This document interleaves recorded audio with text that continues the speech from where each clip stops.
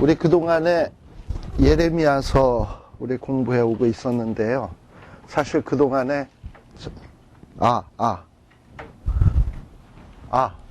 다시 한번 확인 한번 해보시죠.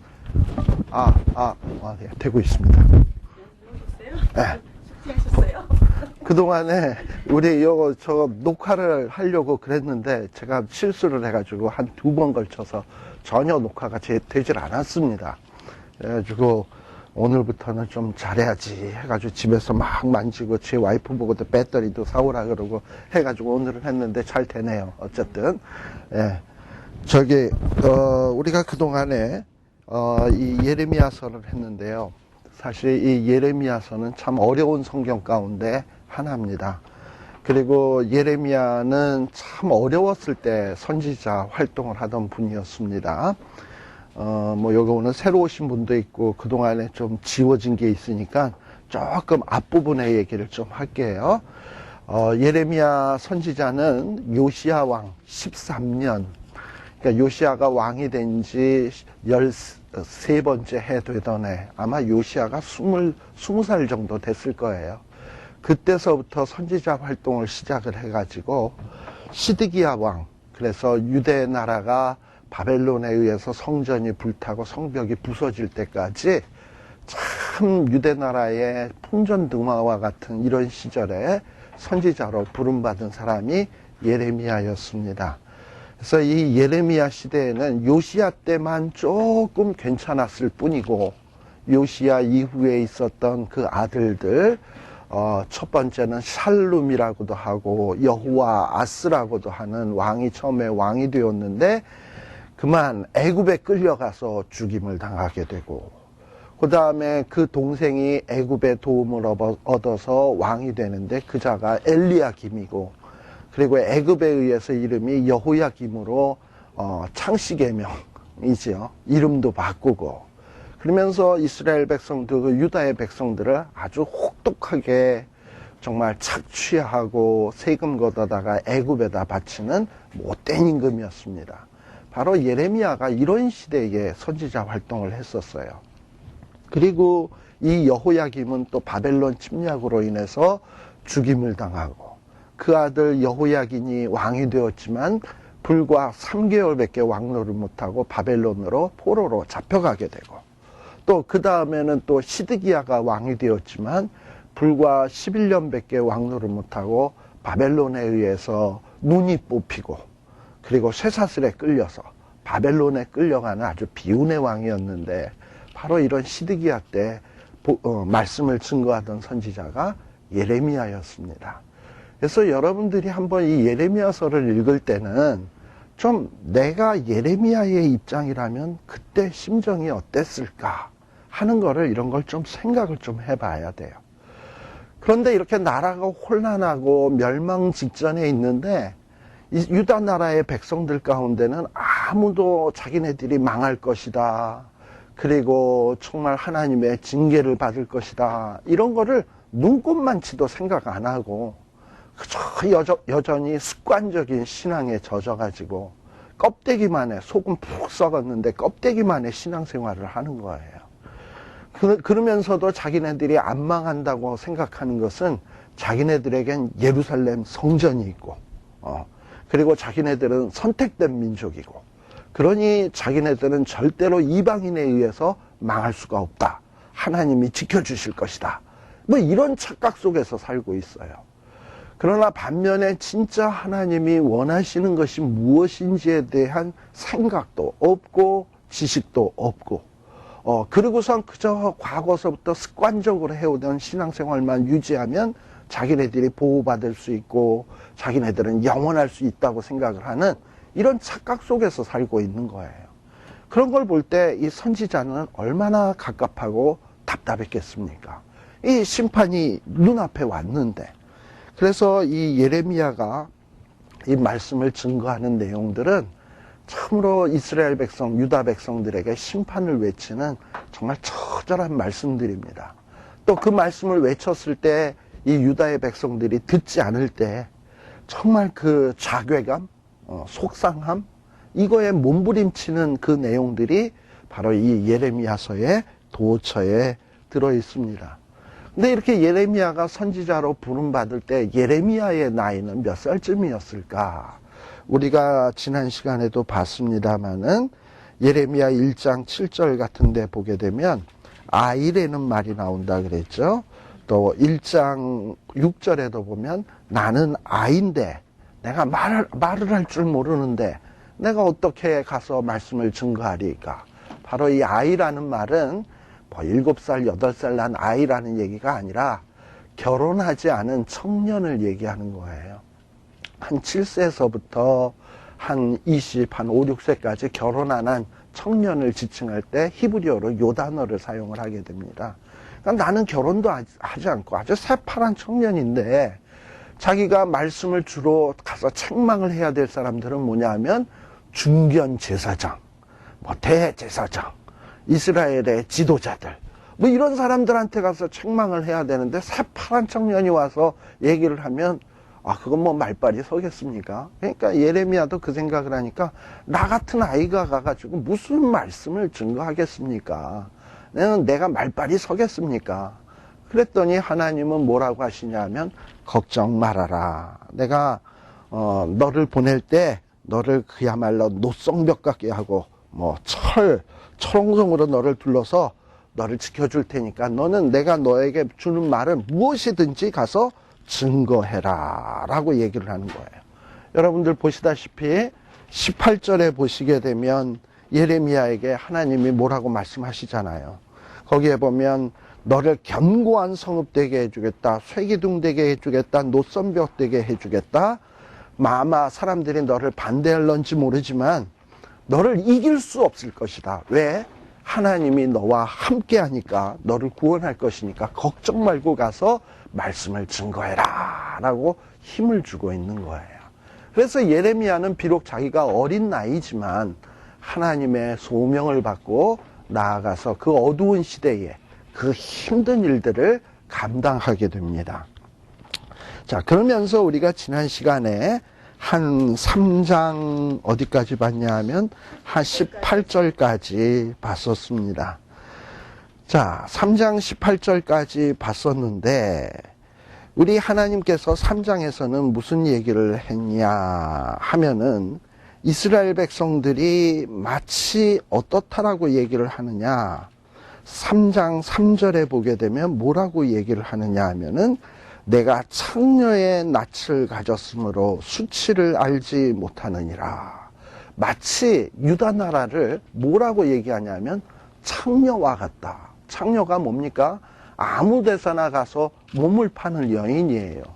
근데 지금 하나님이 보실 때 이스라엘은 하나님의 신부와 같은 그런 어떤 사랑의 대상인데 이 신부와 같은 대상이 바알에게 가서 그냥 알랑방구 끼고 또 다른 우상에 가서 정말 그 하나님을 저버리고 그것을 쫓아다니고 이런 모습이 마치 유다 나라가 뭐와 같다?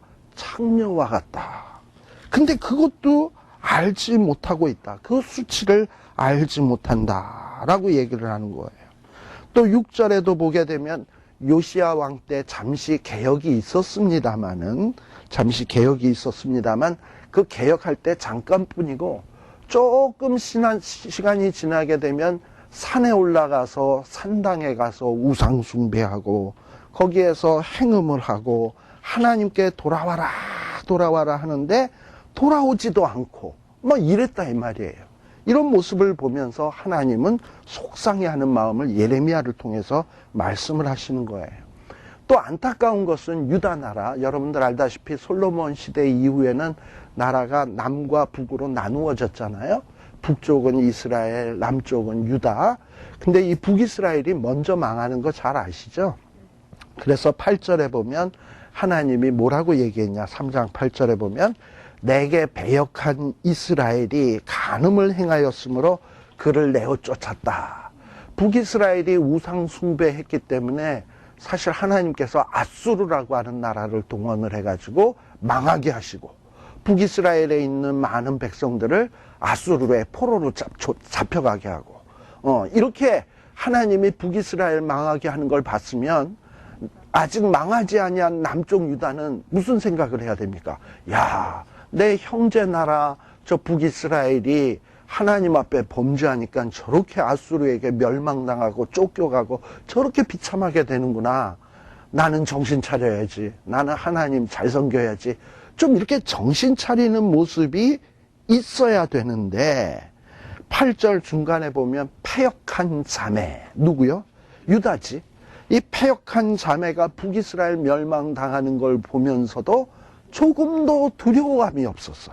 간이 이런 걸 보고 간이 배 밖에 나왔다라고 얘기를 하는 거예요. 북이스라엘이 우상 숭배하면서 멸망하는 걸 봤으면 우상 숭배 안 해야 되잖아요.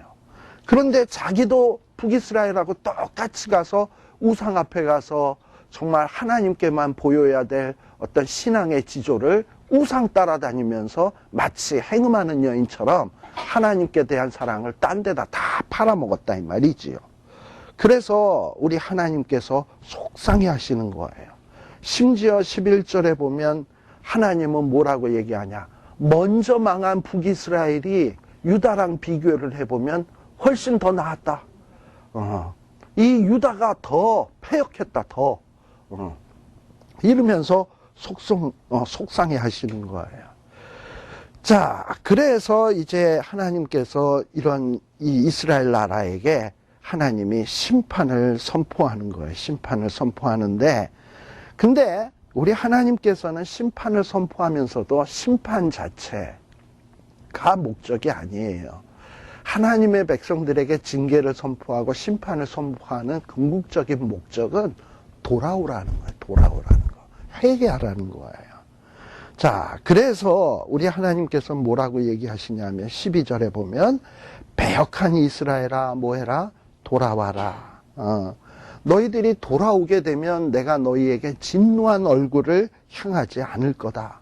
너희들이 돌아오게 되면 나는 긍휼이 있는 자다.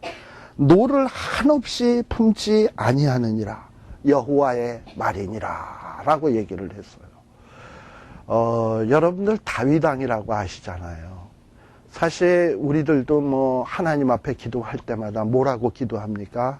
아버지, 이 죄인을 용서하여 주시옵소서 하고 기도합니다. 그죠? 저나 여러분이나 다. 근데 가만히 우리 지은 죄하고 다윗의 죄하고 비교를 한번 해보십시오. 다윗은 어떠했냐? 자기의 신하들이 전쟁터에 나가는데 자기는 왕궁에서 그냥 그런 건 자빠져 잤다 그래도 돼. 자빠져 잤어요. 그리고서는 낮에 실컷 자고 저녁에 일어나가지고, 원래 잠은 언제 일어나는 거죠? 아침에. 어린애들 유치원에서도 둥근애가 떴습니다. 자리에서 일어나. 이렇게 노래 부르잖아요. 그러니까 아침에 일어나는 건데, 이 인간은 저녁에 늦게 일어나서 지붕에 올라가서 어슬렁어슬렁 거리다가 웬 여인이 목욕하는 거 보고서는 그냥 뿅 하고 가가지고 그 여인을 데려다가 정말 간음을 행하고, 그리고 그 여인의 배가 불러오다 보니까 야 이거 잘못하다가 큰일 나겠네 해가지고 멀리 전방에서 일하는 그 군인을 빨리 휴가를 줘가지고 불러와가지고 동침하게 만들어야 이 애가 네 애인지 모르잖아요. 그래서 자기가 잘못해가지고 배계한 그 아이를 마치 그 남편이 배계한 것처럼 오리발 내밀기 위해서 휴가 데리고 와가지고 들어가서 부인이랑 오늘 편하게 지내라 했는데 그 군인 우리아가 뭐 그 안에 있는데 들어가서 회포를 풉니까? 그냥 궁궐에 서서 그냥 어떻게 내 병사들은 전장에서 수고하는데 내가 편하게 지낼 수 있느냐 이러고 이랬단 말이에요. 그래가지고 다윗이 속상한 거죠. 그 다음날 또 이제 뭐 합한 채 좋은 먹을 것도 주면서 푹 쉬어라 괜찮다 이랬는데도 또 그랬다 이 말이에요. 그러니까 자기 뜻대로 알리바이를 좀 만들어야 되는데 안 되니까 자기 밑에 있는 요압 장군을 시켜가지고 살인 교사 그래가지고 죽이는 이런 무시무시한 일을 저질렀어요. 제가 이 얘기를 왜 하느냐, 우리도 기도할 때마다 나는 죄인입니다 하는데 여기 이 가운데 나는 살인 교사죄를 저질렀다, 뭐 남의 부인을 빼앗았다, 뭐 이렇게까지는 우리 막 나가지는 않았잖아요. 그죠? 암만 생각해봐도. 그래서 다윗처럼 그렇게 뻔뻔한 죄를 짓지는 않았는데 근데 하나님은 이상하게도 다윗을 뭐라고 얘기하냐면 내 마음에 합한 자라라고 얘기를 하는 거예요. 그러면 어떤 죄의 경중을 놓고 따진다면 누가? 우리가 더 마음에 합한 자여야 되잖아. 그렇잖아요? 더 무서운 죄를 졌으니까. 근데 다윗을 마음에 합한 자라 그랬거든요. 그 이유가 어디 있냐? 다윗은 죄를 졌어도 정말 하나님이 돌아오라 그럴 때 진심으로 돌아와서 자기의 무서운 죄들을 눈물로 통회를 했어요. 그러니까 하나님의 마음에 합한 것은 뭐 죄를 들져서 의를 행해서가 아니라 진짜 하나님이 마음에 합해하는 것은 뭐냐면 진심으로 돌아오면 어떤 무서운 죄를 졌다 하더라도 하나님의 마음에 합한 자가 될 수 있습니다. 근데 죄를 조금 덜 지었다 생각하는 사람들은 진심 어린 회개가 없어. 솔직히 하나님 앞에서는 죄인입니다 라고 말은 하는데 정말 하나님 앞에서 가슴을 찢고 회개한 적이 있는가 보면은 그렇지 않아. 그리고 교회 안에서도 은근히 옆 사람 보면서 그래도 내가 저 인간보다는 좀 나아. 난 그래도 공예배 꼬박꼬박 출석하는데 저 인간은 빼져먹잖아? 그리고 나는 헌금 생활 제대로 하는데 저 인간은 못하잖아? 그럼 내가 저 인간보다는 낫지. 이러면서 야릇한 남보다 조금 낫다라는 의식을 갖는 거예요. 그런데 그거는 덜 회개한 거야. 진짜 암만 의롭게 살았어도 하나님 앞에 서게 되면 자기가 제일 죄인 같아요. 우리가 사도 바울이 그런 고백하잖아. 나는 죄인 중에 괴수다. 사도 중에 가장 적은 자다. 뭐 이러고 얘기를 하는데 저는 그 얘기를 할 때가 처음에 그런 말씀들을 볼 때 되게 불편했어요. 왜냐하면 사도 바울이 자기가 죄인 중에 괴수라 그러면 그 옆에 있는 나는 뭐야? 그 양반이 괴수면은 나는 괴수 중에 괴수인 거잖아요. 그렇게 훌륭하게 훌륭한 일 많이 하고 참 경건하게 살았던 사람인데 그런 사람이 괴수라 그러면 저는 진짜 뭐 밑바닥인 거잖아요. 그래서 나는 은근히 사도 바울이 이거 일부러 겸손 떨기 위해서 나는 이렇게 겸손하다라는 걸 보이기 위해서 나는 죄 중에 괴수다. 저는 사도 중에 가장 미약한 자입니다. 뭐 이러고 얘기하는 게 겸손 떠는 건 줄 알았어요. 그런데 진짜로 우리들이 하나님 앞에서 딱 서게 되면 다른 사람의 죄는 안 보여. 내 죄만 이만하게 보이는 거야. 그래서 그 죄를 놓고 회개하지 않을 수 없어요. 근데 그렇게 회개하면 우리는 뭐가 되는 거냐면 하나님의 마음에 합한 자가 되는 것이다. 그래서 지금 하나님은 지금 이렇게 패역한 이스라엘에게 마지막 기회를 주는 거예요. 너희들이 그렇게 패역했다 할지라도 정말 하나님 앞으로 돌아와라. 그러면 나는 긍휼이 있는 자고 너를 한없이 품지 않고 이런 자니까 언제든지 너의 죄를 자복하라. 또 14절에도 뭐라고 얘기합니까? 돌아와라. 내가 네 남편이다. 돌아와라. 라고 얘기하는 거예요.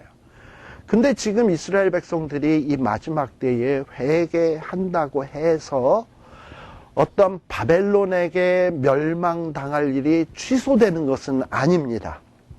하나님이 바벨론에게 멸망당할 일은 이미 므낫세 왕 때에 지은 죄로 인해서 멸망하기로 작정했어요. 그러나 여기에서 돌아오라고 하는 이유는 뭐냐면 회개하고 돌아오게 되면 설사 바벨론 포로로 잡혀간다 할지라도 그곳에서 하나님이 지켜주시고 보호해 주셔서 포로 생활이 끝났을 때 남은 자로서 돌아와서 새로운 이 하나님의 나라를 건설할 역군으로 만들어 주시겠다는 거예요. 그러니까 우리가 이렇게 하나님 앞에 회개하게 되면 또 한 번의 기회가 있는 거예요. 그래서 이렇게 해서 돌아와라 하는 거예요. 그런데 이런 이스라엘 백성들이 돌아와라 하는데 돌아왔냐? 13절에 보면 죄를 자복해라. 하나님께로 돌아와라. 그랬는데도 불구하고 하나님 여호와를 배반하고 내 길로 달려서 모든 푸른 나무 아래서 이방신에게 절하고 내 목소리를 듣지 않았다라고 얘기를 하는 거예요. 자, 이렇게 이스라엘 백성들이 하나님 앞에 범죄했기 때문에 이 하나님은 이제 이 이스라엘 백성들을 징계할 수밖에 없어요. 19절 보겠습니다. 그런데 하나님께서는 뭐라고 얘기하냐? 이제 이렇게 돌아오게 되면 어떻게 되느냐? 17절부터 보겠습니다. 돌아오게 되면 너희들이 하나님 앞에 돌아오게 되면 하나님이 다시 바벨론에서 회복시키실 때에 너희가 예루살렘에 돌아와서 예루살렘이 여호와의 보좌가 다시 될 거예요. 바벨론에게 포로로 잡혀갈 때는 하나님이 떠나신 거야. 근데 포로에서 회복될 때는 하나님이 예루살렘에 다시 돌아와서 보좌에 앉는 거예요. 그렇게 되면 열방들이 거기에 모여들게 돼. 그리고 또 18절에도 보면 유다 족속, 이스라엘 족속들, 이거 이미 다 망한 족속이잖아요. 그런데 다시 회복돼서 북에서부터 나와서 열조의 준 땅에 이르게 된다라고 얘기를 해주고 있어요. 사실 이 일은 어떻게 보면 바벨론에서 돌아오면서 성취가 된 거죠. 또 19절에도 보게 되면 하나님이 뭐라고 얘기를 하느냐. 내가 어떻게 하든지 너를 자녀 중에 두며 허다한 나라 중에 아름다운 산업인 이 무슨 토? 낙토를 내게 주리라. 하나님이 무슨 얘기를 하시냐? 내가 이 좋은 땅을 너희에게 주겠다. 자, 이것은 이미 여러 번 제가 얘기합니다만 하나님께서는 아브라함과 이삭과 야곱에게 약속한 세 가지 중요한 것이 있어요.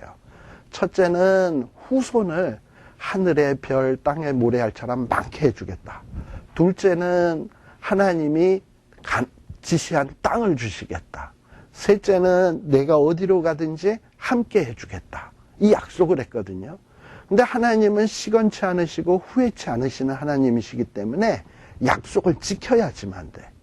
그래서 지금 하나님은 회개하고 돌아오는 자들에게 뭘 약속하고 있냐? 낙토 주겠다. 땅 주겠다.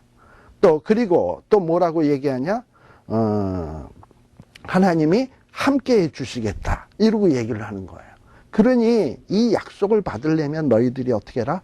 돌아와라. 얘기하는 거예요. 자, 그런데 지금 아무도 안 돌아오고 지금 누구만 이스라엘 백성을 대표해서 기도하고 있냐 하면 예레미야만 기도하고 있는 거예요. 자, 예레미야는 어떻게 보면 지금 이스라엘 백성과 하나님의 사이에서 하나님 앞에 나설 때는 이스라엘 백성을 대표해서 나서고 있고요. 또 백성에게 나아갈 때는 하나님을 대표해서 나가고 있어요. 그런데 지금 하나님 앞에 나와서 예레미야가 기도하는 내용을 보십시오. 여기에 보면 보소서 22절 중간이에요. 보소서 우리가 주께 왔습니다. 주는 우리 하나님 여호와십니다. 그리고 참으로 작은 산들과 큰 위에 떠드는 무리, 이거 우상 숭배하는 무리들이야. 산에서 우상에서 절하는 그런 무리들이 우상에게 바라는 거는 다 허사지만 정말 구원은 하나님으로부터 오는 것입니다 하고 하나님 앞에 신앙을 고백하는 거예요. 그러면서 자기 이스라엘 백성들이 이제 망하기 일보 직전인데 우리 일보 직전에 있는 이스라엘 백성들을 가만 생각을 해보니까 24절 부끄러운 그것이 우리의 어렸을 때로부터 우리 열조의 산업인 양떼들과 소떼들과 아들들과 딸들을 삼켰다. 여기 부끄러운 것이 그것이 뭐냐 하면 25절 중간에 보면 오늘까지 우리 하나님 여호와께 뭐하여? 그러니까 부끄러운 것은 뭐냐 하면 하나님 앞에 범죄한 거예요. 이스라엘의 죄. 자, 이렇게 이스라엘은 어려서부터, 어떻게 보면 사도 바울의 표현에 의하면 죄 중에 잉태되어서, 모태에서부터 죄 중에 태어났다 그러잖아요. 이스라엘 백성들이 죄 중에 태어나서 어렸을 때서부터 그 죄에 그냥 노예가 돼서 살아왔어. 그래서 이 죄란 놈이 이스라엘 백성들을 다 삼켜버렸어. 양떼, 소떼, 아들들, 딸들 다 삼켜버리고 이스라엘 백성들이 이 죄 때문에 수치 중에 지금 누울 형편에 처했고 그리고 이 바벨론에 의해서 멸망당하는 수욕을 당할 위기에 처하게 되었어요. 그래서 하나님, 우리가 어렸을 때서부터 이렇게 하나님 앞에 범죄했습니다. 하나님을 청종하지 않았습니다. 지금 예레미야가 온 이스라엘 백성들을 대신해서 하나님 앞에 회개하고 있는 겁니다. 저는 이런 예레미야의 모습이 오늘 우리들의 모습이 아니어야 될까 생각을 해요. 여러분들 지금 우리 알다시피 이 미국의 그동안의 SB48이라든지 그리고 뭐 며칠 전에는 한국에서요 무슨 코리아인데 그런데 그 직원을 채용을 하는데요. 그동안에 그 회사에서 직원 채용할 때 동성연애자들을 차별을 해가지고, 안 뽑는 경향이 있었잖아. 그래서 설사 동성연애자가 취직을 했다 하더라도 자기가 동성연애한다라는 사실을 감추고 지냈잖아요. 그런데 그 무슨 한국에 있는 회사에서 하나가 우리는 우리 회사에 동성연애자가 취직을 해서 자기가 동성연애자임을 밝히면 가산점을 주겠다. 그러니까 군대 갔다 온 사람이 이렇게 보통 가산점 받잖아요. 그래서 취직할 때 동성연애자임을 밝히면은 좀 더 점수를 주겠다고 지금 이런 얘기도 뉴스에 나오고 신문에 나왔어요. 이런 형편을 보게 되면 이게 누구 책임입니까? 우리는 지금 보면서 야 이게 미쳤다 그러지만 그 사람이 미쳤다 그러지 내가 미쳤다고 생각은 안 하지. 그러나 지금 예레미야는 사실 예레미야가 이런 죄를 졌나요? 뭐 예레미야가 어렸을 때부터 뭐 이렇게 잘못했는데 뭐 잘못한 거 없는데 예레미야는 백성의 죄를 짊어지고 우리가 어렸을 때서부터 하나님 앞에 이렇게 범죄하였나이다. 하나님 나를 불쌍히 여기소서 우리를 불쌍히 여기소서 예레미야는 백성을 중보하면서 그렇게 기도를 하고 있거든요. 그러니까 저나 여러분들이 누가 이렇게 타락했다 나라가 썩어간다 그러면 그걸 남보듯 하면 안 돼. 그게 내 문제다라고 생각을 하고 그 문제를 들고 하나님 내가 기도를 그동안에 안 해서 나라가 이 모양 이 꼴이고 사람들이 이 모양 이 꼴이 되고 이런 괴상망측한 이런 회사들이 생겨나기 시작합니다. 하나님 용서하여 주옵소서 이러고 기도하는 이런 모습들이 얼마나 있었냐 이 말이에요. 근데 지금 예레미야는 그러고 있거든. 나라가 망해져가는 모습을 보면서 안타까워하는 이런 심정을 갖고 있는 거예요. 자, 이렇게 하나님 앞에 눈물로 이렇게 기도를 하니까 4장에 보면 하나님께서는 뭐라고 얘기하냐. 자, 이스라엘아, 정말로 돌아오려거든 진심으로 엉뚱한 데 가서 돌아가지 말고 하나님께로 돌아와라. 정말 하나님 목전에서 하나님 눈앞에서 가증한 거 다 버리고 또다시 옛 생활로 돌아갈까? 하나님께로 갈까? 막 이렇게 요동하지 말고, 그리고 하나님 앞으로 진심으로 돌아와라. 그리고 정말 돌아와서 말로만이 아닌 삶 속에 진실이 있고 4장 2절입니다. 진실이 있고 공평이 있고 정의가 있고 정말 그런 식으로 하나님 앞에서 살게 되면 열방도 너희들의 삶을 보고선 야 우리도 하나님 믿어야 되겠는데 저 인간들은 역시 다른데 그리고 야 저 사람들 정말 대단하다 이러면서 복을 빌며 열방들도 하나님 앞에 나와서 자랑하는 일들이 생겨나게 될 것이다 라고 얘기를 하는 거예요. 또 예레미야는 이런 말씀을 탁 받고 나면 어떻게 할까요? 백성에게 뽀로로 달려가서 야 내가 하나님 앞에 기도했는데 지금이라도 돌아오랜다. 그러면 하나님이 열방 중에서 높여준단다. 이러고서는 막 정말 쇠기의 경읽기 같지만 가서 막 증거를 하는 거예요. 또 3절에도 보세요. 하나님으로부터 예레미야가 말씀을 받았겠지. 그래서 예레미야가 가서 말씀을 증거하는데 뭐라고 얘기를 하냐. 유다와 예루살렘에게 이같이 이르노라. 너희가 뭘 하지 마라? 묵은 땅을 갈고 가시덤불 속에 파종하지 말라. 여기 묵은 땅과 가시덤불은 뭐냐 하면은 어떻게 보면은 농사 지어서는 안 될 땅이야. 묵은 땅이나 가시덤불 농사 지어서는 안 될 땅인데 그런 곳에다가 파종을 해서는 안 되는 거예요. 그런데 이게 지금 뭘 비유적으로 얘기하는 거냐면 요시야 왕 이전에 있었던 왕이 누구죠? 아몬. 그 아버지는 누구죠? 므낫세. 므낫세가 55년 통치했다 그랬죠. 또 아몬은 2년 통치했다 그랬죠. 자그만치 57년이 유다 나라에 잃어버린 57년이야. 이 57년 동안에 각종 우상 숭배하고 못된 짓이란 못된 짓은 다 했어요. 근데 그런 옛 생활로 돌아가서 뭔가 너희들이 새로운 것을 출발하려고 하지 말아라는 얘기예요. 묵은 땅에다가 더 이상 파종할 필요 없다. 너희들의 그 옛 모습으로 돌아가서는 더 이상 소망이 없다는 거예요. 옛 것은 완전히 이제 잘라버리고, 그리고 이제 뭘 해야 되냐. 4절에 보면 할례라는 게 나오죠. 여러분들 이 할례라는 게 뭡니까?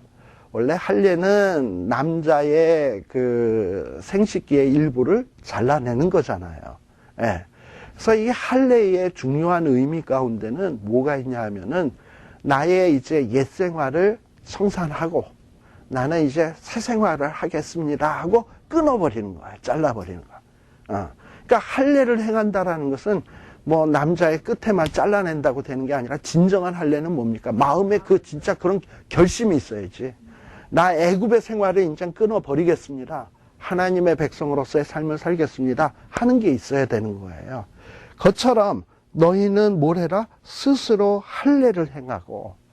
그러니까 겉껍데기 살만 베지 말고 뭘 베라? 마음의 가죽을 베고. 그러게 어떻게 해라? 여호와께로 속해라. 그래서 진심으로 하나님 앞에 돌아오면 하나님이 뭔가 긍휼을 베풀 거예요. 그러나 만일에 이렇게 마음의 할례가 없이 껍데기만의 어떤 회개의 모습을 보인다든지 겉모양의 회개로 하나님을 속이려 할 것 같으면 하나님의 분노가 불같이 발하여서 사르리니 그것을 끌 자가 없으리라 라고 얘기를 했어요. 우리가 사무엘서 같은 데 보게 되면 사울이라고 하는 인간이 나와요. 인간이라 그러면 안 되죠. 사울 왕이 나와요. 근데 하도 한심해가지고 제가 자꾸 인간이라는 말이 나왔는데, 이 사울이라고 하는 이 왕은 말이죠. 그 사무엘상 여러분들 한번 15장 한번 가봅시다. 15장에 보시게 되면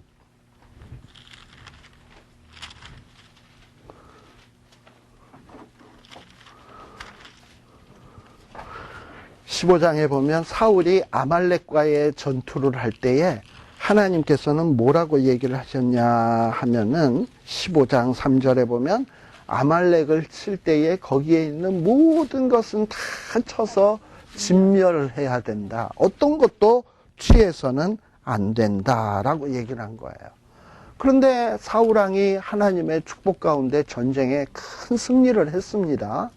승리를 해가지고 어떻게 했냐? 이렇게 하나님의 명령대로 했냐? 하긴 했어. 근데 100% 안 했다는 게 문제예요.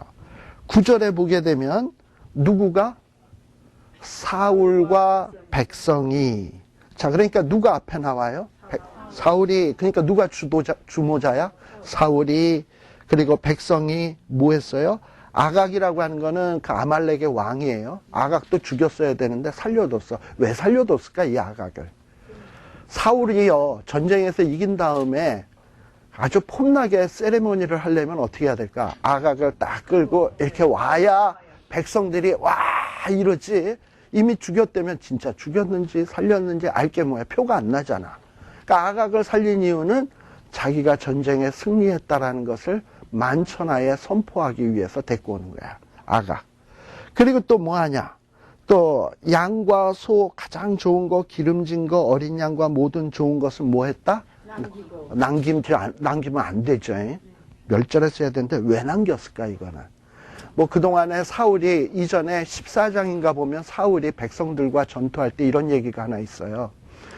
이 전쟁에서 이길 때까지 사람들은 다 금식해야 된다. 금식하지 않는 자는 죽을지어다 막 저주를 했거든. 그러니까 사울이 금식해가지고 하도 배가 고파가지고 기름진 거 보니까 눈이 뿅 가가지고 저거로 바베큐 해먹고 갈비 해먹으면 좋겠다 해가지고 남겼을까?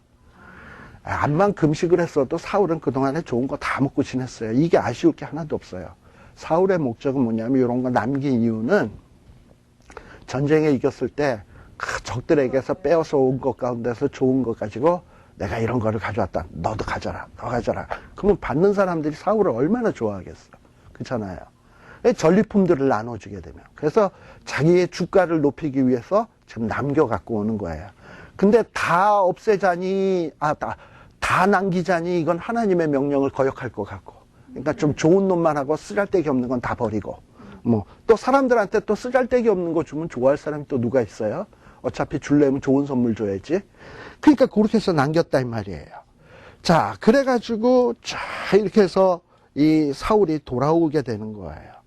근데 이런 모습을 지금 사울은 하나님이 본다고 생각했을까? 안 본다고 생각했을까? 지 눈에 안 보이니까 안 본다고 생각을 했지. 근데 10절에 보면 지금 사울하고 만난 적도 없는 사무엘과 여호와가 지금 대화를 나누고 있어요. 뭐냐, 하나님이 뭐라 그러냐면 사무엘에게 다 임해서, 야, 내가 사울을 왕 세운 것을 진심으로 후회한다. 이 인간이 정말 나를 쫓지 않는다. 내 명령을 이루지 않는다. 이러고선 얘기를 하는 거예요. 그러니까 하나님은 안 보는 것 같지만 사울의 속을 다 들여다보고 계셨던 거야. 그랬더니 사무엘이 또 이 사울을 생각하니까 얼마나 속상해. 근심하면서 온 밤을 지새우면서 기도합니다. 우리에게 이런 모습이 있었나요? 누가 범죄했다. 그 인간 하나님 앞에 벌 받겠구만 이러고 끝났지. 그 인간을 위해서 온 밤을 지새우면서 하나님 그 자를 불쌍히 여겨주옵소서 이런 적이 있냐 이 말이에요. 자, 그러고서는 또 사울은 또 어떤 인간이냐면 12절에 보면은 사울이 12절 중간에 보세요. 사울이 갈멜에 이르러 자기 누구를 위하여? 그러니까 뭘 세웠어? 자기를 위해서? 기념비. 그러니까 전쟁에 이긴 기념비. 사실 뭐 사울이 이겼나요? 하나님이 이기게 해줬지. 그럼 기념비 세우면 누구를 위해서 세워야 돼? 하나님을 위해서 세워야 돼. 근데 이게 자기를 위해서 기념비를 세우고 뭐 이런다 이 말이야. 그러니까 자기 이름 내고 백성에게 전리품 나눠주고 아가 끌고 와서 자기 이름 날리는 데만 온통 관심이 있는 그런 인간이야. 자, 그런데 사무엘이 딱 나타났습니다. 사무엘이 사울에게 이른즉 13절. 자, 그리고서 사울에게 딱 임하니까 사무엘이 사울에게 오니까는 사무엘이 사울에게 오니까 사울의 인사말을 보십시오. 뭐라고 얘기합니까? 사무엘에게 당신은 여호와께 복을 받으소서. 내가 여호와의 명령을 행하였나이다 라고 얘기를 하고 있어요. 저는 교회에서 간혹 이렇게 인사하면 참 부담스러워요. 뭐 하나님께 복 받으세요. 그러면 그 인사말을 딱 들을 때 저게 입에 밴 상투적인 말일까? 진심일까? 이런 의심을 가지면 안 되는데 근데 그런 의심이 어떨 때 들더라 이 말이지. 왜 드느냐? 제가 그게 아픈 상처가 과거에 한 번 있어요. 옛날에 제가 신학교를 입학할 때 입학시험을 보는데 저보다 한 3살 많은 양반이 이제 입학시험을 보러 와서 시험 보다가 이제 쉬는 시간에 막 간증을 해. 뭐 하나님이 자기에게 베풀어 주신 사랑이 어떻고 뭐 이래서 나는 그거 듣고 좀 뻥 쪘어요. 신학교 오는 사람은 저 정도의 간증거리가 있어야 되는데 나는 그게 전혀 없구나. 진짜 나는 여기 감이 아닌데 여기 왔고 저 양반은 까미라서 여기 왔구나 이러고서 주눅이 팍 들었어요. 그래서 저분은 보통 분이 아니구나 이렇게 생각을 했는데 그 후 이제 입학시험을 보고 이제 입학식 할 때가 됐어. 근데 그 양반이 내 앞에서 막 간증을 했으니까 날 알아볼 거 아니에요? 날 딱 보더니 이러더니 딱 그것도 동작이 참 천천히 해. 그래서 차 이렇게 껴안더니 제 귀에다 대고 뭐라 그러냐면 그동안 주 안에서 승리했지? 이러는 거예요. 그동안 주 안에서 승리했지? 이러니까 나는 돌아가는 게 내가 승리했나? 나 그렇지 못한데? 뭐 이러고서 막 머릿속에 막 이게 뭐 돌아가는 거야. 근데 이 양반은 계속 승리를 했으니까 나한테 이렇게 얘기하는구나. 이러고서는 또 한 번 또 주눅이 한없이 그 사람 앞에만 서면 왜 이렇게 나는 작아지는지. 작아지는 거야. 그래가지고 참 그렇게 좀 뭐 학교 다니면서 나는 역시 모자라 이러고서 이제 다니고 있는데 이제 학교에 시험을 보게 됐어요. 중간고사를 보는데 저는 시험을 보면 제일 앞자리에 앉아서 그렇게 시험을 보는데 시험 딱 끝나고 이제 제가 먼저 이렇게 나가면서 이렇게 보는데 그 주 안에서 승리하고 한 그 양반이 뭔가 책상 밑에서 뭐가 왔다 갔다 하는 거야. 저 양반 저러면 주 안에서 승리 못하는 건데 이러고서는 그러면서 내가 그때 무슨 생각이 들었냐 하면, 겉모양에, 물론 연약 진심이었겠지. 그런데, 또 저렇게 또 실패하는구나. 이런 생각이 들었어요. 그러니까 어떨 때는 사람이요, 자기가 거룩하다, 나 신앙 좋다 하는 것을 표현하기 위해서 마음에도 없는 인사를 하는 경우가 있어요. 이렇게 거칠의 인사. 지금 사울이 그래. 실제 지금 여태까지는 지 높이는 데만 온통 관심을 기울였던 이 인간이, 사무엘이 어떤 사람인데 사무엘이 탁 오는데 뭐라 그래요? 주께 복을 받으소서. 아이고 가증스러워. 그렇잖아요. 어이 가증스러워. 그리고 또 뭡니까? 내가 주의 명령을 다 행하였나이다. 아이고 말도 안 돼. 그렇잖아요. 그러니까 여러분들이 딱 보면 어떤 일이 벌어지느냐 하면, 여기 사무엘서에 보게 되면 그 말을 딱 마치자마자 사무엘의 귀에 뭔가 소리가 들렸어. 아마도 그냥 이건 제 추측에 맞는 게 아니고, 아마 이렇게 옆에 있던 우리에 있던 소나 양이 사울이 사무엘에게 인사말하는 걸 들었나 보지. 주께 복을 받으소서. 그 다음에 뭐 또 내가 여호와의 명령을 다 행하였나이다. 근데 소나 양은 뭐야? 자기네들이 죽었어야 될 존재들인데 지금 살아서 돌아왔잖아. 이게 지금 말이 안 되는 거거든. 그러니까 그 사울이 그 말하는 거 듣고 소나 양이 뭐라 그랬을까? 웃기고 앉았네. 이랬을 거 아니야. 근데 우리말로는 웃기고 앉았네 이지겠지만 소나 양은 뭐라 그랬겠어? 음메 이러겠지. 음메 소리가 누구의 귀에 들려요? 사무엘 귀에 딱 들리니까 이게 뭔 소리입니까? 그러니까 증거가 딱 걸리게 된 거예요. 그랬더니 그 다음에 사울이 하는 얘기를 보게 되면 너무 가관이에요. 뭐라고 얘기를 하냐 하면은 사울이 자 15절에 보면 그것은 누구가? 자기는 포함돼요? 안 돼요? 안 돼요. 분명히 근데 9절에 보면 누구가? 사울과 백성이 그랬고 사울이 앞에 나왔어요. 주모자가 사울이었어요. 좋은 것 남긴 거는 사울의 허락 없이 되겠습니까? 안 되죠. 그런데 지금 죄가 추궁당하니까 어떻게 하느냐? 그거 내가 갖고 온 거 아니고 무리들이 갖고 왔다. 끌어온 것인데 또 누구가? 백성이 당신의 하나님 여호와께 제사하려 하여. 그러면서 이 죄의 책임을 다 누구에게 돌리느냐 하면은 백성, 무리에게 돌려요. 그리고서 또 보세요. 그 외의 것은 누가? 자, 우리 속에는 사울이 포함돼요, 안 돼요? 포함되죠. 포함되죠. 자, 그럼 포함된다는 건 뭐예요? 진멸하는 거는 잘한 일, 못한 일? 진멸하는 일에는 자기도 포함돼서 했고, 남기고 어기는 일에는 백성들만 했다는 거야. 잘한 일은 자기가. 근데 자기 혼자서 얘기했으면 참 좋겠는데, 그건 차마 낯간지러워서 못하겠으니까, 우리가 진멸했고, 못한 것은 백성이 무리가 다 했다. 이러고 얘기를 한 거예요. 자, 이것 때문에 사무엘이 진노를 하죠. 그러면서 뭐라고 얘기를 하느냐 하면 사무엘이 22절에 보면 유명한 구절 순종이 제사보다 낫다. 수양의 기름보다 낫다. 라고 얘기를 하는 거예요. 그래서 당신이 하나님의 명령을 버렸기 때문에 이제 하나님이 너를 버릴 거다라고 얘기를 하는 거예요. 사울에게 가장 청천벽력 같은 이야기는 뭐냐면 하나님이 자기를 버려서 더 이상 왕노릇 못하게 한다는 거. 이게 제일 무서워. 하나님이 사울을 버리겠다는 건 그건 별로 안 무서워. 근데 왕위에서 떨어진다는 건 이건 무서워. 그래서 사무엘이 그 다음에 핑계대는 것도 너무 웃겨요.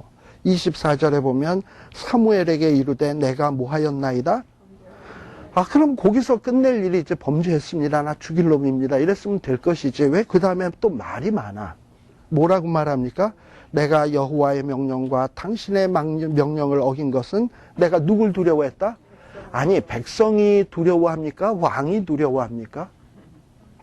백성이 왕을 두려워해야지. 근데 이게 지금 자기가 이렇게 말씀을 어긴 것은 백성들이 나한테 위협하고 공갈치고 남기라 그래서 내가 어쩔 수 없이 남겼다. 이렇게 얘기를 하는 거예요. 그러니까 이것도 지금 누구 책임으로 돌리는 거냐 하면 백성에게 돌리는 거예요. 자, 그리고 그 다음에 청하옵나니 지금 내 죄를 사해 주옵소서. 그럼 사해 달라면 거기서 끝날 일이지. 나와 함께 돌아갈 자는 누구냐면 사무엘이에요. 나와 함께 돌아가서 나로 여호와께 경배하게 하소서. 지금 사무엘에게 뭐라고 얘기하냐면 나랑 좀 제발 같이 가서 예배에 좀 참석해 주세요. 이러고 있는 거예요.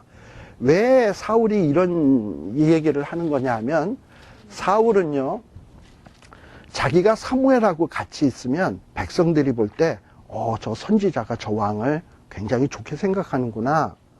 그리고 사무엘 선지자가 사울왕하고 같이 있으니까 하나님이 사울과 함께 하는구나.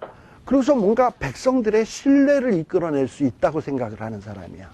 근데 사무엘이 곁에 없으면 사무엘 선지자가 사울을 버렸나? 그렇다면 하나님이 버린 거지? 그리고 백성들의 신뢰를 잃어버릴까 봐 이게 두려운 거예요. 그러니까 어떻게 해서든지 자기의 왕위를 보존하려면 뭐가 필요해? 백성의 신뢰가 필요한데, 그러기 위해선 사무엘이 곁에 있어야 되고 하나님과의 관계가 아무런 문제가 없다라는 것을 백성에게 보여줘야 돼. 그래서 제발 좀 내가 죄 지은 건 알겠는데 그냥 좀 같이 좀 가서 예배만 좀 봐주세요 하는 거예요. 예배만 좀 봐주세요. 또 30절에도 보세요. 사울이 내게 범죄하였을지라도 청하옵나니 제발 좀 내 백성의 장로들의 앞과 이스라엘 앞에서 나를 뭐 해줘달라? 높여달라. 그러니까 이게 주된 관심사야, 사울은. 진짜 하나님 앞에서 돌이키고 회개하고 돌아오는 모습은 없고, 어떻게 해서든지 위기만 모면해서 자기가 지금 유지하고 있는 왕권, 자기가 누리고 있는 이 행복한 것들, 요거 안 잃어버리기 위해서 회개하는 쇼를 한단 말이에요. 그런데 우리가 사무엘서에 보게 되면 나중에 이제 이 사무엘 선지자가 다윗의 집에 가가지고 형들 뭐 이렇게 기름 부을 때 이제 하나님이 주신 말씀이 있어요. 사무엘에게. 사무엘이 자꾸 엉뚱한 사람에게 기름 부으려고 그러니까 하나님이 뭐라 그랬냐면, 야, 사람은 외모를 보거니와 나는 마음의 중심을 보신다 라고 얘기를 했거든요. 이 사울이 이렇게 뭐 사무엘하고 같이 있고 그리고 하나님 앞에 범죄하였나이다 마치 회개하는 모습 이렇게 보이는 것 같지만 그 말에 사람은 속아 넘어갈 수 있어. 심지어는 사무엘도 어쩌면 속을 수도 있어. 그러나 누군 못 속이냐? 하나님은 못 속이는 거예요.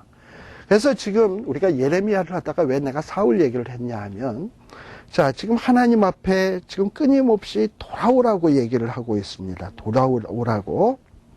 돌아와라. 그리고 묵은 땅 갈고 정말 마음의 할례를 행하고 마음의 가죽을 베고 이러고 돌아오라고 제가 얘기를 했는데, 정말로 하나님 앞에 회개할 때는요, 겉모양 갖고 하나님 속이려고 그래서는 안 되는 거예요. 하나님은 절대 안 속아요. 그러니까 하나님 앞에 내 마음에 있는 모든 것을 내려놓고, 그리고 하나님 앞에서 이게 해결될 때까지 정말 하나님 앞에 매달려서 그 죄의 문제를 해결하지 않고서는 이 그동안에 쌓였던 모든 문제가 절대로 해결될 수 없다는 겁니다. 근데 우리가 간혹 교회에서 뭐 대표 기도를 할 때도 우리의 죄를 용서하여 주옵소서, 어떨 때 그 말이 완전히 입에 뱉말일 수가 있어요. 진심으로 내 죄의 문제를 놓고 이 죄를 할 때 무슨 죄를 졌는데 그럴 때 뭐 특별히 생각도 안 나. 근데 죄를 회개한대. 그러니까 모든 죄를, 그러니까 두리뭉실하게 모든 죄를 용서하여 주옵소서 이런단 말이죠. 그러니까 그러면 안 된다 이 말이에요. 진심으로 내가 무슨 죄를 졌는지, 어떻게 잘못했는지, 그리고 어디서부터 잘못됐는지 이런 것들을 낱낱이 하나님 앞에서 내 마음으로 회개하고 마음의 할례를 행하고 하나님 앞에 돌이키게 될 때 하나님이 그 자를 긍휼히 여기시고 은혜를 베푸셔서 서로 징계가 있다 할지라도 그 징계를 통해서 나를 연단시키시고 나를 더 강하게 만들어가지고 다시금 하나님의 역군으로 쓰는 것이지, 그냥 이렇게 사울처럼 그 위기만 모면해 보려고 하는 것, 이거는 절대 진정한 회개가 아니다라는 사실을 여러분들이 꼭 명심을 해야 합니다. 그런데 이 이스라엘 백성들은 진짜 이런 진심 어린 회개를 한 자가 있냐? 예레미야 시대 때 없다 이 말이에요. 자, 답답한 거지. 그래서 이제 어떤 일이 선포되느냐 하면은 4장 5절에 보게 되면 너희는 유다에 선포하며 예루살렘에 공포하여 이 땅에 뭘 불라? 나팔을 불라. 나팔을 부는 거예요. 보통 전쟁이 나면 적이 쳐들어온다 하고 나팔을 불겠죠. 경고의 나팔. 그 민방위 훈련할 때 엥 하고 울리잖아. 그러면 엥 하고 울리면 우리는 어떻게 해야 돼? 지하철 밑으로 들어가야 돼요. 그렇죠? 지하철역으로. 자, 그러니까 이스라엘 사람들도 예루살렘에서 유다에서 적들이 이제 바벨론 군대가 쳐들어온다 그러니까 나팔을 엥 하고 불었어요. 그리고 어디로 들어가자? 모여라. 어디로 들어가라? 우리는 지금 지하철로 들어가지만 얘네는 견고한 성으로 들어가자. 그리고 도피하라. 지체치 말라. 그리고 북방에서 재앙과 큰 멸망이 올라왔다. 이러고 얘기를 하는 거예요. 근데 뭐 견고한 성으로 들어간다고 안전이 보장받습니까? 아니죠. 네. 자, 7절에 보면 이제 누가 오느냐? 바벨론 군대가 오는 거예요. 바벨론 군대가 오는데 그 바벨론 군대를 뭐라고 표현하냐? 사자. 그리고 이 사자는 뭐냐? 열방을 멸하는 자. 그래서 이 바벨론에 의해서 뭐 이스라엘만 망한 게 아니죠. 그 주변에 있었던 블레셋, 모압, 암몬, 에돔, 심지어는 애굽까지 바벨론 손에 의해서 추풍낙엽으로 확 다 무찔러지게 됩니다. 그래서 이 추풍낙엽으로 이렇게 밀고 내려와서 마침내 유다까지 망할 거예요. 그래서 유다 백성들은 왜 이렇게 어떤 형편에 이르게 되냐? 8절에 보면 굵은 배를 두르고 애곡하라. 여호와의 맹렬한 노가 아직 너희에게서 돌이키지 아니하였노라. 이러고서는 하나님의 진노의 이 막대기 바벨론이 쳐들어오게 되면 9절에 보면 방백들 또 왕들 우리는 예루살렘 성전이 있어서 안 망해. 우리는 하나님의 언약의 백성이니까 안 망해. 이랬는데 막 망하는 거야. 그러니까 뭐가 돼? 실심. 그냥 마음이 그냥 덜커덕 내려앉는 거지. 제사장들은 놀라고 아니 우리 예루살렘에 성전이 있는데 망해? 우리가 율법을 받고 하나님의 택한 민족인데 망해? 하나님이 우리를 버렸어? 깜짝 놀라는 거예요. 예. 자, 이런 거를 지금 예레미야는 아직 일어나지 않은 일이지만 너무 눈에 보이듯이 환하게 보여지고 있습니다. 저는 간혹 그런 생각을 해봐요. 하나님 앞에서 무슨 뭐 이런 환상을 본다. 예언의 은사를 받는다. 또는 뭐 투시의 은사를 받는다. 그러면 참 어떨까? 좋을까? 나쁠까? 이런 생각을 해봤어요. 여러분들 사람의 투시의 은사를 받는다 그러면 어떨까요? 투시의 은사를 받은 사람하고 있다 그런다면 얼마나 불편할까요? 저 인간이 내 속을 훤히 들여다보고 있다. 저 그런 은사 없습니다. 무서워. 저 그런 거 없습니다. 들여다본다 그런다면 얼마나 무서울까. 근데 그 사람하고 같이 있는 사람도 무섭지만 들여다보는 사람도 괴로워. 다 아는데 이게 입이 간지럽거든. 그게 이것도 까발리고 다닐 수는 없고 참고 있자니 이게 부글부글 끌어올리고 그니 그거를 감당할 수 있는 사람에게나 주는 거예요. 그런 은사도. 그리고 무슨 환상 예언 참 받으면 좋을 것 같죠. 근데 하나님의 미래에 일어날 일을 나에게 환상으로 보여줬는데 좋은 일들을 보여주면 오케이. 근데 지금처럼 이렇게 쫄딱 망할 일들이 너무 분명하게 내 눈앞에 펼쳐진다. 그러면 이제 시간이 지나가는 게 뭡니까 이게? 멸망을 향해서 하루하루 가는 거잖아. 왜 사람이 의사가 보호자 데리고 오십시오. 이러면은 벌써 가슴이 덜커덕 내려앉잖아. 6개월 남았습니다. 이러면은 덜커덕 하잖아요. 그런 사실을 딱 바꿔서 살아갈 때 하루하루가 지옥 아닙니까? 그것처럼 이 뭐 예언, 환상 벌써 미래 일을 아는 거 참 어떻게 보면 이건 참 하나님의 특권의 은사를 받은 것이지만 그것도 막상 알면 나쁠 게 있더라고. 망할 예언이라든지 멸망할 어떤 이런 거를 너무나 하나님으로부터 분명하게 알게 되면 이게 참 감당하기가 힘들어요.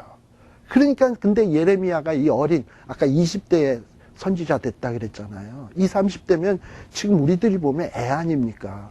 근데 그 애 같은 사람에게 이스라엘의 미래의 그 비참한 모습을 마치 슬라이드로 보듯이, 아니 생생한 무슨 3D TV로 보듯이 쫙 보여주고서 이렇게 된다, 너 이렇게 가서 외쳐라. 그리고 예레미야는 그게 분명히 이루어질 걸로 믿고 있고, 그러면 이거 얼마나 가슴이 답답할까. 그래서 10절에 보면 내가 가로되 뭐하소이다? 슬프도소이다. 슬프도소이다. 하나님이여 이 백성과 예루살렘을 크게 속이셨나이다. 이르시기를 너희에게 평강이 있으리라 하시더니 칼이 생명에 미쳤나이다. 어떻게 보면 예레미야의 굉장히 불신적인 얘기 같아요. 하나님이 이 백성에게 복 주시기 위해서 부른 거 아닙니까? 복에 근원된다고 하지 않았습니까? 그래 놓고선 지금 망하게 하시겠다는 건 왜입니까? 이거 하나님 우리 속이는 거 아닙니까? 이건 지금 누구를 대변하고 있는 거냐면 이스라엘 백성을 대변하는 거예요. 하나님이 불신실하다라고 얘기하는 게 아니야. 어떻게 해서든지 하나님의 말에 꼬투리를 붙잡고 뭔가 이 위기를 넘겨보겠다고. 하나님이 평강 주신다 그랬잖아요. 복의 근원 삼겠다 그랬잖아요. 그래 놓고 이러면 하나님 거짓말장이잖아요. 좀 어떻게 안 될까요? 이러고 지금 매달리는 거예요. 이게 예레미야의 마음이에요. 그래서 오늘날에 저와 여러분들도, 또 여러분들 19절부터 보세요. 뭐라 그러냐면 슬프고 아프다. 내 마음속이 아프고 내 마음이 답답하여 잠잠할 수 없으니 이는 나의 심령 내가 나팔소리와 전쟁의 경보를 들음이로다. 전쟁이 막 몰려오는 게 막 그냥 보이는 거야. 패망에 패망이 연속하고 온 땅이 탈취를 당하는 모습이 보이는 거야. 천막이 파멸되고 휘장이 잠시간에 열파되는 것이 보이는 거야. 그런데 내 백성은 어떠냐? 이런 모습을 보면서 하나님 앞에 돌아와야 되는데 안 돌아오고 우준한 자고 지각이 없는 미련한 자식이고 악을 행하는 데는 지각이 있는데 선을 행하는 데는 이건 완전히 무지하기 그지없다 이 말이에요. 그런데 이 심판이 다가오고, 근데 이게 분명하게 알고 있는 예레미야는 얼마나 답답하겠습니까? 그치요? 예. 이 시대에 이런 예레미야의 심정을 가진 사람이 과연 몇이나 될까? 저와 여러분들은 이 시대가 타락해가는 모습을 보면서 참 말세다 말세. 말은 이렇게 하지만 이 부분에 대해서 우리가 하나님 앞에 이렇게 언제 한번 아파했으며 속상해했으며 괴로워했으며 하나님 앞에 기도했으며 이 시대의 교회를 위해서 눈물을 흘렸으며 이런 거 생각을 해보면 저도 참 말만 그럴듯하게 했지, 내가 과연 내가 해야 될, 예레미야처럼 해야 될 이런 중보의 사명이라든지 이런 거를 제대로 감당했었나 하면은 참 부끄럽고 속상하다 이 말이에요. 저는 여러분들이 이곳에서 예레미야서를 공부하게 된 이유 중에 하나는, 몰랐을 때는 모르지만, 예레미야서를 몰랐을 때는 모르지만 이제 예레미야서를 공부를 했다면 이제 아마 여러분을 이 시대의 예레미야로, 그리고 백성을 위해서 중보할 자로 부르기 위해서 이 자리에 초대하지 않았나 생각해 봅니다. 그래서 집에서 기도하실 때마다, 또 무릎 꿇으실 때마다 이 세상이 말세다라고 쯧쯧쯧거릴 것만이 아니라 하나님 앞에 서서 여러분이 우준한 자, 무지한 자를 대신해서 하나님 슬프도소이다. 이 백성이 무지합니다. 딸에도 기도합니다. 이 백성을 불쌍히 여기소서. 이러고서는 이런 어떤 모습이 있어야 되지 않을까 생각을 해보게 됩니다. 잠시 쉬었다 가겠습니다. 오늘 이렇게 또 관식이 너무 푸짐하게 많이 됐어요. 또 우리 최 집사님, 여기 앉아 계시는 우리 최 집사님이 또 떡볶이도 또 장만을 해주셨어요. 그래서 오늘 여러분들이 정말 많이도 수고를 해주셨는데 감사의 박수 한번 부탁드립니다.